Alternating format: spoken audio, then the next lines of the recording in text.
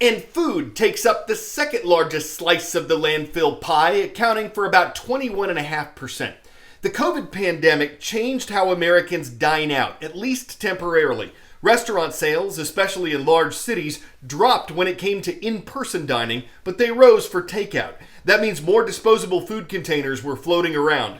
Republic Services, one of America's largest trash collection and recycling providers, says cardboard drink carriers, aluminum cans, and plastic containers labeled number 1 or 2 are usually recyclable. What's not are paper napkins and towels, soiled cardboard like greasy pizza boxes, plastic utensils, bags, and foam containers. That usually goes to the trash unless people compost the paper products.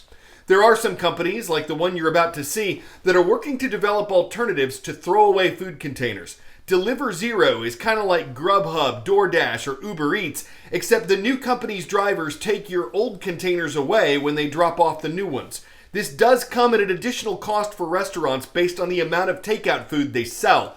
How does this compare with what other delivery services charge? Ordering Spartan combos, spinach pies, pohodiatiki. Like a lot of New Yorkers, I eat a lot of takeout. When you get takeout, after your meal, you have tons and tons of garbage. New York City alone goes through billions of single-use disposables just in the restaurant industry. And I wanted to solve that problem. My name is Adam Farbiage. I'm one of the co-founders of DeliverZero. DeliverZero is a food ordering service. We provide restaurants with reusable takeout containers.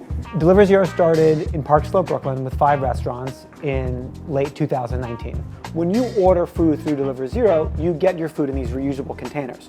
The restaurant tells us how many of our DeliverZero boxes are going out, and the customer has these boxes. 1, 2, 3, 4, 5, 6 containers. The customer then returns them. They can return them to the next delivery courier. They can return them by walking back to a DeliverZero restaurant and handing them in. If the customer returns them within 6 weeks, there's no extra cost for the customer.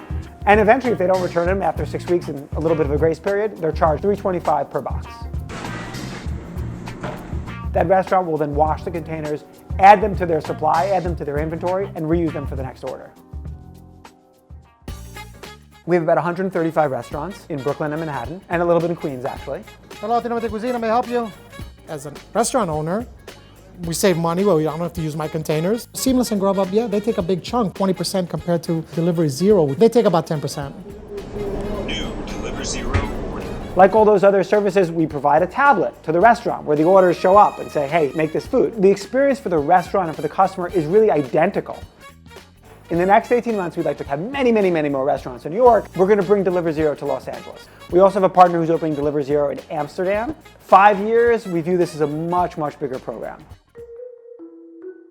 Once you start thinking about single use, you will see single use everywhere. You have to start asking, why isn't the problem being solved everywhere? This is the solution to the problem. The solution to the problem is a network. We view this network as encompassing all foods. Foods that might you get at the grocery store, or the deli, or the food vendor who's selling things out of a cart. You just know in your heart of hearts that it is a foolish thing that we're doing as a society to make all this stuff just to throw it away. It's silly. And I want my kids to live in a world where that doesn't happen anymore.